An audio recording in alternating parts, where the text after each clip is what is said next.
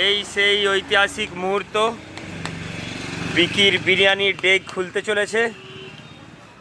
বিকিস বিরিয়ানির ডেক খুলছে। এই যে আমাদের বিকি দাদা। বিকি দাদা কি দিচ্ছেন? রেড কাউয়ের ঘি। রেড কাউয়ের ঘি চলে যাবে এটার মধ্যে। এই রেড কাউয়ের ঘি যেতে চলেছে। ডেক খুলে গেছে। ওফ, কি অ্যারোমা! এটা আমি দেখতে পাচ্ছি, বুঝতে পারছি।